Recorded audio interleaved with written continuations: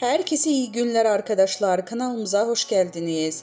Sinem Ünsal yurt dışı çıkışı yasağıyla serbest bırakıldı. Sinem Ünsal yurt dışı çıkışı yasağıyla serbest bırakıldı.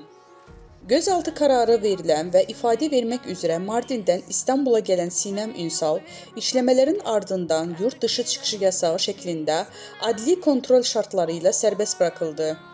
Son dalgada hakkında gözaltı kararı verilen isimler arasında oyuncu Sinem Ünsal da yer aldı.